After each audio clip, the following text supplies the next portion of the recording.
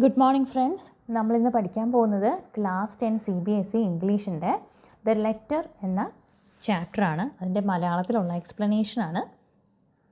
അപ്പോൾ നമുക്ക് പാഠത്തിലേക്ക് കിടക്കാം. In the grey sky of early dawn, stars still glowed, as happy memories light up a life that is nearing its close. Dawn എന്ന് പറഞ്ഞാൽ time between night and day, അതായത് സൂര്യൻ ഉദിക്കുന്നതിന് മുന്നേ ഉള്ള ആ ഒരു സമയമാണ് ഡോൺ ടൈം. ആ ഡോൺ ടൈമിൽ എന്താണ്, സ്റ്റാർസ് ഗ്ലോ ചെയ്യുന്നുണ്ട്. ഗ്രേ സ്കൈ ആണ്, നേരം വെളുക്കുന്നതേ ഉള്ളൂ, ഗ്രേ സ്കൈ ആണ്, സ്റ്റാർസ് ഗ്ലോ ചെയ്യുന്നുണ്ട് എന്നാണ് പറയുന്നത്.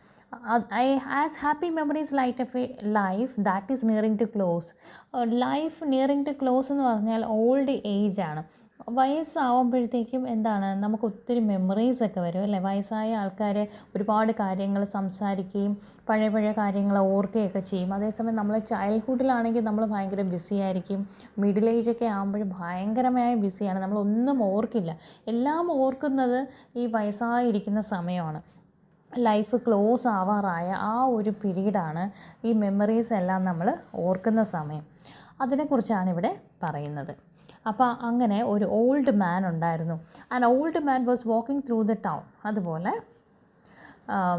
ആ ഓൾഡ് മാൻ എന്ത് ചെയ്യാണ്, ടൗണിലൂടെ നടക്കുകയാണ്. Now and again drawing his tattered clothes tighter to shield his body from the cold and biting wind.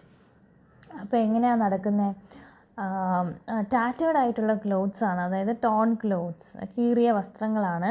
ഭയങ്കര തണുപ്പും വിൻഡും എല്ലാം ഉള്ള ഒരു കാലാവസ്ഥയാണ്. അപ്പം ആ ടാറ്റേർഡ് ക്ലോത്ത്സിനെ ടൈറ്റ് ചെയ്ത് ഒരു ഷീൽഡ് പോലെ സ്വന്തം ബോഡി പ്രൊട്ടക്റ്റ് ചെയ്താണ് അദ്ദേഹം നടന്നു പോവുകയാണ്.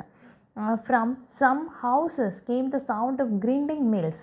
അപ്പോൾ നടന്നു പോകുന്ന വഴിയിലുള്ള കാര്യങ്ങളാണ് ഇനി പറയുന്നത്. ചില വീടുകളിൽ നിന്ന് എന്താണ്, ഗ്രൈൻഡിങ് മിൽസ്, മിക്സിയുടെയും ഗ്രൈൻഡറിൻ്റെയും ഒക്കെ സൗണ്ട് വരുന്നുണ്ട്. And the sweet voices of women singing at the work. അപ്പോൾ എന്താണ്, വീട്ടു ജോലികളൊക്കെ ചെയ്യുന്നതിൻ്റെ ഇടയ്ക്ക് പാട്ട് പാടുന്ന സ്ത്രീകളുടെ ശബ്ദമൊക്കെ കേൾക്കാം. And the sounds helped him along his lonely way. അപ്പോൾ ഇദ്ദേഹം ഒറ്റയ്ക്കാണ് നടന്നു പോകുന്നത്. അപ്പോൾ ഇങ്ങനെയുള്ള സൗണ്ടുകളൊക്കെ കേൾക്കുമ്പം അദ്ദേഹത്തിന് എന്താണ്, ഒരു സന്തോഷം, ഒരാശ്വാസം, ആ ലോൺലിനെസ് വിട്ട് കിട്ടും.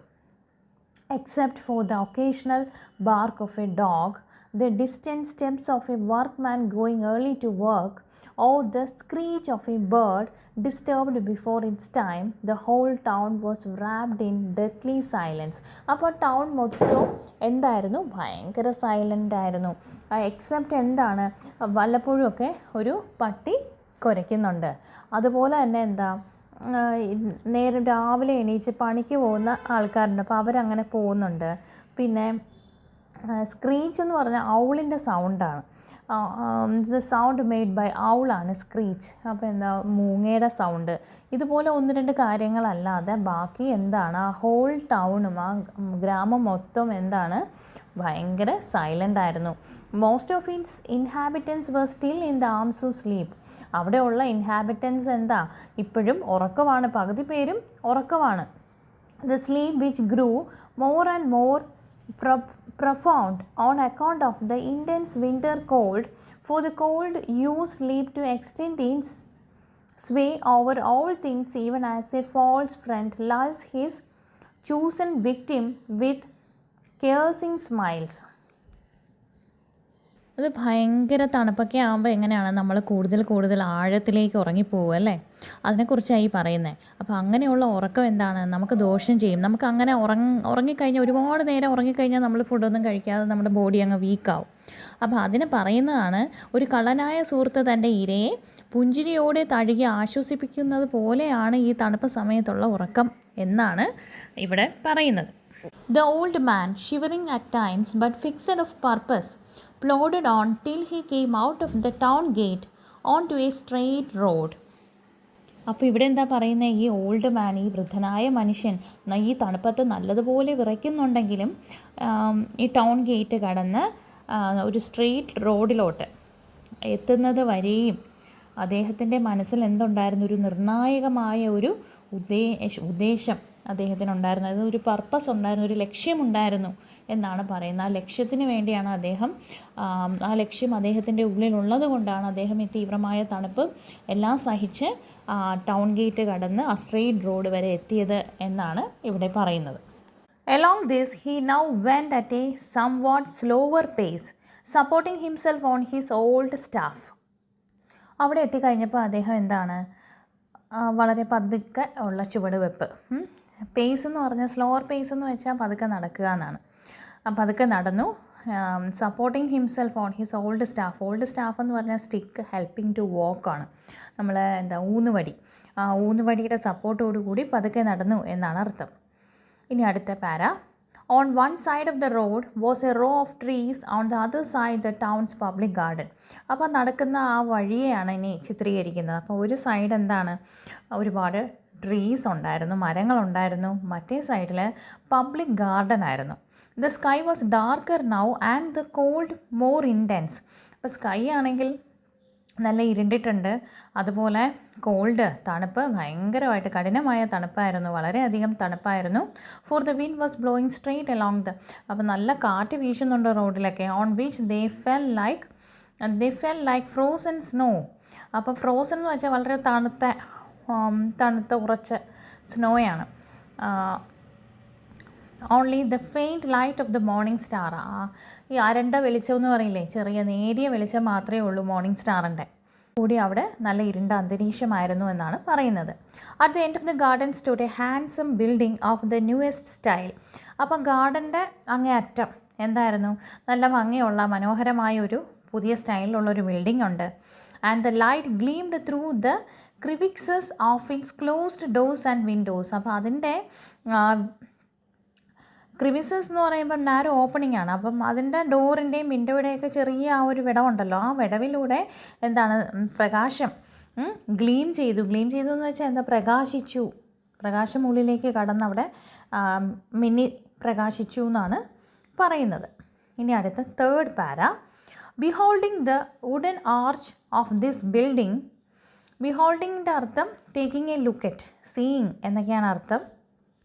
മലയാള അർത്ഥം എന്ന് പറയുമ്പോൾ നോക്കിക്കാണുക, അതിലേക്ക് ശ്രദ്ധ വരിക എന്നൊക്കെ ഉള്ള അർത്ഥമുണ്ട്. The wooden arch of this building. അപ്പോൾ ഒരു വുഡൻ, തടിയിലുള്ള ഒരു ആർച്ച് ആ ബിൽഡിങ്ങിലുണ്ട്. അപ്പോൾ അതിലേക്ക് അദ്ദേഹത്തിൻ്റെ ശ്രദ്ധ വന്നു. The old man was filled with. അപ്പോൾ അത് കണ്ടപ്പോൾ തന്നെ അദ്ദേഹത്തിന് എന്തായി, filled with the joy that the pilgrim feels when he first sees the goal of his journey. അതായത് പിൽഗ്രിം എന്ന് പറഞ്ഞാൽ തീർത്ഥാടകൻ. അപ്പോൾ ഒരു തീർത്ഥാടകന് എന്താണ്, ഹോളി പ്ലേസിൽ എത്തുമ്പോൾ ഉള്ളൊരു സന്തോഷമില്ലേ, അതേപോലെ ഒരു സന്തോഷമായിരുന്നു അദ്ദേഹത്തിന് വുഡൻ ആർച്ച് കണ്ടപ്പോൾ തോന്നിയത്. On the arch hung an old board with the newly painted letters post office. അപ്പോൾ ഈ ആർച്ചിൽ ഒരു ബോർഡ് തൂക്കിയിട്ടിട്ടുണ്ടായിരുന്നു, അത് പുതിയതായിട്ട് പെയിൻറ്റ് ചെയ്തതായിരുന്നു. എന്തായിരുന്നു, പോസ്റ്റ് ഓഫീസ് എന്നായിരുന്നു. The old man went in quietly. അപ്പം പതുക്കെ അകത്തേക്ക് കയറി. And squatted on the veranda. Squatted എന്ന് വെച്ചാൽ പോയി പതുങ്ങിയിരുന്നു, അവിടെ പോയി കുത്തിയിരുന്നു എന്നൊക്കെ ഉള്ള അർത്ഥമാണ്. അപ്പോൾ എന്താ, അവിടെ ചെന്നപ്പോൾ തന്നെ എന്ത് ചെയ്തു, പതുക്കെ പോയി അവിടെ ആ വരാന്തയിൽ ചെന്നിരുന്നു. The voices of 2 or 3 people busy and the routine work would be faintly heard through the wall. അപ്പോൾ ആ ചുവരിലൂടെ എന്ത് കേൾക്കാം, പോസ്റ്റ് ഓഫീസിനകത്തുള്ള റൂട്ടീൻ വർക്ക് നടക്കാണ്. 2-3 ആൾക്കാർ ബിസി ആയിട്ട് വർക്കിൻ്റെ ഭാഗമായിട്ടുള്ള സംസാരം ഫെയിൻറ്റഡായിട്ട് കേൾക്കാൻ പറ്റും. വളരെ വ്യക്തമല്ല, അത്ര ക്ലിയർ അല്ലാതെ ആ വോളിലൂടെ കേൾക്കാൻ കഴിയുന്നുണ്ടായിരുന്നു അവിടെ ഇരുന്നപ്പോൾ. അടുത്ത para. Police superintendent a voice call sharply. അപ്പോൾ എന്താ, പോലീസ് സൂപ്രണ്ടിനെ വിളിച്ചു. The old man started at the sound but composed himself again to wait. അവൻ പെട്ടെന്ന് ആ ഒരു സൗണ്ട് കേട്ടപ്പം അദ്ദേഹം എന്താ എണീക്കാനായിട്ട് ഭാവിച്ചു, എങ്കിലും വീണ്ടും വെയിറ്റ് ചെയ്തു. But for the faith and love that warmed him he could not have borne the bitter cold. അതിൻ്റെ അർത്ഥം എന്താണ്, അദ്ദേഹം വന്നത്, അദ്ദേഹത്തിനൊരു മകളുണ്ട്, അദ്ദേഹത്തിൻ്റെ മകളുടെ ലെറ്റർ വന്നോ എന്ന് ചെക്ക് ചെയ്യാൻ വേണ്ടിയിട്ടാണ് അദ്ദേഹം എല്ലാ ദിവസവും വരുന്ന ആളാണ് പോസ്റ്റ് ഓഫീസിൽ. അപ്പോൾ അങ്ങനെ വരുന്നപ്പോൾ ഈ വാക്കുകളുടെ അർത്ഥം എന്ന് പറയുന്നത് എന്താണ്, അദ്ദേഹത്തിൻ്റെ ആ ഒരു വിശ്വാസം, തൻ്റെ മകളുടെ ലെറ്റർ വരുന്നില്ല, കുറേ വർഷമായിട്ട് വരുന്നില്ല, അത് വെയിറ്റ് ചെയ്യുകയാണ്. അപ്പം ആ ഒരു ഫെയ്ത്ത്, ആ ഒരു വിശ്വാസവും ആ ഒരു സ്നേഹവും, അതായത് the love for his child give him energy to bear that cold എന്നാണ്. അപ്പോൾ ആ തണുപ്പ്, ആ ഒരു നമ്മൾ എന്തെങ്കിലും ഒരു കാര്യം തീവ്രമായിട്ട് ആഗ്രഹിക്കുമ്പോഴത്തേക്കും അത് നമുക്ക് എന്തെങ്കിലും ഒരു തടസ്സം ഉണ്ടെങ്കിലും അതിനെ അതിജീവിച്ചുകൊണ്ട് നമ്മളതിനെ വീണ്ടും ആഗ്രഹിക്കും. അപ്പോൾ അതിനു വേണ്ടി അദ്ദേഹം വെയിറ്റ് ചെയ്തു എന്നുള്ള അർത്ഥമാണ് അവിടെ പറയുന്നത്. Name after name rang out from within as the clerk read out the English addresses in the letters and flung them to the waiting postman. അപ്പോൾ എന്താ, ഇങ്ങനെ ഓരോ പേരുകൾ ഇങ്ങനെ, പോസ്റ്റ് ഓഫീസല്ലേ, ഒത്തിരി ലെറ്റേഴ്സ് വരുമല്ലോ, അപ്പം വരുന്ന ലെറ്ററിൻ്റെ അഡ്രസ്സ് പേരൊക്കെ വായിക്കുകയാണ്. എന്നിട്ട് ക്ലർക്കിന് കൈമാറുകയാണ് ഇംഗ്ലീഷ് അഡ്രസ്സും എല്ലാം. എന്ന് വെച്ചാൽ ഒരുപാട് വർഷമായിട്ട് വായിച്ച് നല്ല പഴക്കമുള്ളതല്ലേ. എന്നിട്ട് എവിടെയാണോ ആ സ്ഥലങ്ങൾ നോക്കി ആ സ്ഥലങ്ങൾ വേർതിരിച്ച് വെക്കുകയാണ് letters. From long practice he had acquired great speed at reading out the titles commissioner, superintendent, Diwan Sahib, librarian and in flinging the letters out.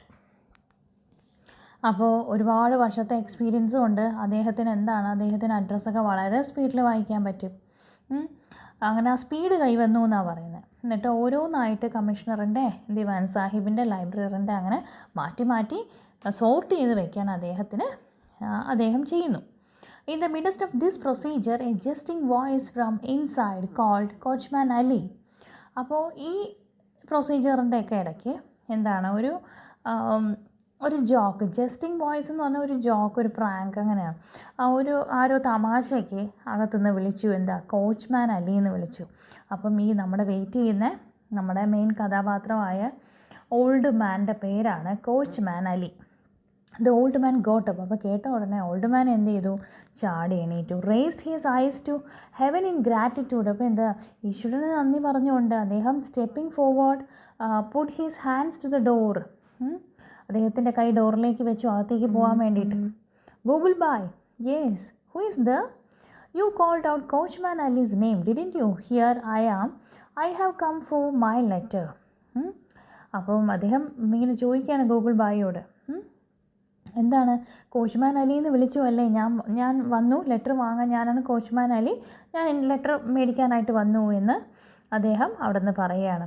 അപ്പോൾ it's A mad man sir, who worries us by calling every day for letters that never come, said the clerk to the postmaster. അപ്പോൾ post clerk പറയാണ്, അദ്ദേഹത്തിന് വട്ടാണ്. Who worries us by calling every day for letters that never come, വരാത്ത ലെറ്ററിന് വേണ്ടി എന്നും ഇവിടെ വന്ന് കാത്തിരിക്കുന്ന മനുഷ്യനാണ് എന്ന് പറഞ്ഞ് ഇദ്ദേഹത്തിനെ പോസ്റ്റ് മാസ്റ്ററിനെ പരിചയപ്പെടുത്തി കൊടുക്കുകയാണ് clerk. The old man went back slowly to the bench. അപ്പം ആരോ പറ്റിച്ചതാണ്, ജസ്റ്റ് എന്നും വന്നിരിക്കുന്നതുകൊണ്ട് ഇങ്ങനെ പ്രാങ്ക് ചെയ്തതാണ്. Old man went back slowly to the bench. അപ്പോൾ ഓൾഡ് മാൻ എന്ത് ചെയ്തു, ലെറ്റർ വന്നില്ല എന്ന് മനസ്സിലാക്കിക്കൊണ്ട് തിരിച്ച് ബെഞ്ചിൽ പോയിരിക്കുകയാണ്. On which he had been accustomed to sit for 5 long years. Accustomed എന്ന് വെച്ചാൽ പതിവായിട്ട് ഇരിക്കുന്ന സീറ്റിൽ അദ്ദേഹം പോയിരുന്നു എന്നാണ്. അദ്ദേഹം പതിവായിട്ട് 5 വർഷമായിട്ട് ഇരിക്കുകയാണ് ഈ ലെറ്റർ വെയിറ്റ് ചെയ്ത്. Ali had been a clever shikari. അപ്പോൾ ഈ കോച്ച്മാൻ അലി ആരായിരുന്നു, ഒരു ഹണ്ടർ ആയിരുന്നു, ഒരു ഷിക്കാരിയായിരുന്നു. As his skill increased so did his love for the hunt till at last it was as impossible for him to pass a day without hunting as it is for the opium eater to forgo his daily portion. അപ്പോൾ ആ വേട്ടയാടാനുള്ള അദ്ദേഹത്തിൻ്റെ ആ ഒരു skill increase ചെയ്തപ്പോൾ, ആ കഴിവുകളൊക്കെ വർദ്ധിച്ചപ്പോൾ അദ്ദേഹത്തിന് വേട്ട ചെയ്യാനുള്ള, ഹണ്ടിങ്ങിനുള്ള അതിനോടുള്ള ആ ഒരു അഭിനിവേശം, ആ ഒരു സ്നേഹവും പ്രണയവും വർദ്ധിച്ചു. അതായത് ഒരു ദിവസം പോലും അദ്ദേഹത്തിന് എന്ത് ചെയ്യാൻ പറ്റില്ല, വേട്ടയാടാൻ പോവാതിരിക്കാൻ പറ്റില്ല. അങ്ങനത്തെ ഒരു മനുഷ്യനായിരുന്നു അദ്ദേഹം. എങ്ങനെയെന്നാൽ ഒരു ഓപ്പിയം ഒരു മയക്കുമരുന്നിന് അടിമയായ അതില്ലാതെ അദ്ദേഹത്തിന് പറ്റില്ലല്ലോ. അതുപോലെയായിരുന്നു അദ്ദേഹം വേട്ടയെ സ്നേഹിച്ചിരുന്നത് എന്നാണ് ഈ വരികളിലൂടെ പറയുന്നത്. When Ali sighted the earth brown partridge almost invisible to other eyes, the poor bird they said was as good as in his bag. അപ്പോൾ എർത്ത് ബ്രൗൺ കളറുള്ള ഒരു തത്തയെ പക്ഷെ വേറെ ആരും കണ്ടില്ലെങ്കിലും അദ്ദേഹത്തിൻ്റെ കണ്ണുകളിൽ അത് കാണുകയും ചെയ്യും. കണ്ടു കഴിഞ്ഞാൽ അത് അദ്ദേഹത്തിൻ്റെ പെട്ടിയിലാവുകയും ബാഗിലാവുകയും ചെയ്യുമെന്നാണ്. His sharp eye saw the hare crouching. അതുപോലെ മുയലിനെ. അദ്ദേഹത്തിൻ്റെ ഷാർപ്പ് ഐസിൽ കാണാത്തതായിട്ടൊന്നുമില്ല, ബാക്കി ആരും കണ്ടില്ലെങ്കിലും അദ്ദേഹം കാണും. Even when the dogs fail to see the creature cunningly hidden in the yellow brown scrub. അപ്പോൾ എന്താ, ആ ബ്രൗൺ പുല്ലുകളുടെ ഇടയിലൊക്കെ ഒളിച്ചിരിക്കുന്ന ക്രീച്ചറിനെ പട്ടികളൊന്നും കണ്ടില്ലെങ്കിൽ പോലും നമ്മുടെ അലി അത് കണ്ടുപിടിക്കും. Ali's eyes would catch the sight of his ears. അപ്പോൾ എന്താ, അനക്കം കേട്ടിട്ടാണ് അവിടെ ഏത് വസ്തുവാണ് അനക്കം കേൾക്കുന്ന ദിശയിലേക്ക് നോക്കാനുള്ള ഒരു കഴിവ് അദ്ദേഹത്തിന് നല്ല രീതിയിലുണ്ട്. And in another moment it was dead. അദ്ദേഹം അത് കണ്ടു കഴിഞ്ഞാൽ അത് അപ്പം തന്നെ ചത്തിരിക്കും. Besides this he would often go out with his friends the fishermen. അതുകൂടാതെ അദ്ദേഹത്തിൻ്റെ ഫ്രണ്ട്സായിട്ടുള്ള ഫിഷർമെൻ്റെ കൂടെയൊക്കെ അദ്ദേഹം യാത്രകൾ പോവുമായിരുന്നു. But when the evening of his life was drawing in. അപ്പോൾ ഈവനിങ് ഓഫ് ഹിസ് ലൈഫ് എന്ന് വെച്ചാൽ ജീവിതത്തിൻ്റെ അവസാന ഘട്ടം എത്തിയപ്പോഴേക്കും he left his old ways. അപ്പോൾ അദ്ദേഹത്തിൻ്റെ ആ ശീലങ്ങളെല്ലാം അദ്ദേഹം ഉപേക്ഷിച്ചു. And suddenly took a new turn. എന്നിട്ട് പുതിയൊരു ടേൺ അദ്ദേഹം സ്വീകരിച്ചു. His only child Miriam married and left him. അപ്പോൾ അദ്ദേഹത്തിൻ്റെ മകളായിരുന്നു മറിയം, കല്യാണം കഴിഞ്ഞ് അദ്ദേഹത്തിനെ വിട്ടുപോയി. She went off with a soldier in to his regiment in the Punjab. And for the last 5 years he had no news of his daughter, for whose sake alone he dragged along a cheerless existence. അപ്പോൾ എന്താണ്, മോള് കല്യാണം കഴിഞ്ഞ് ഒരു സോൾജറിനെയാണ് കല്യാണം കഴിച്ചത്. പഞ്ചാബിൽ പോയതിന് ശേഷം 5 വർഷമായിട്ട് മോളുടെ ഒരു ന്യൂസും ഇല്ല. അപ്പം അതിനെക്കുറിച്ച് അറിയാം, മോളുടെ വിശേഷങ്ങൾ അറിയാനുള്ള ആ ഒരു ആകാംക്ഷയിലാണ് അദ്ദേഹം എന്നും പോസ്റ്റ് ഓഫീസിൽ പോകുന്നത്.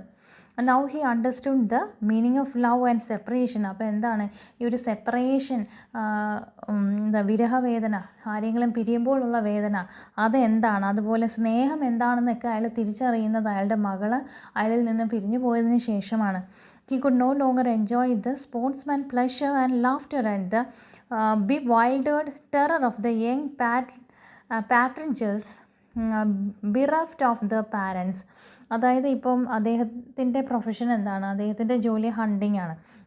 അയാൾ എന്തിനെങ്കിലും കൊല്ലുമ്പോൾ എന്താ, ഇപ്പം ഒരു മുയലിനെയോ ഒരു തത്തയോ കൊന്നു കഴിഞ്ഞാൽ അതിൻ്റെ പാരൻസിനെ പിരിയുന്ന അതിൻ്റെ ദുഃഖം അല്ലേ.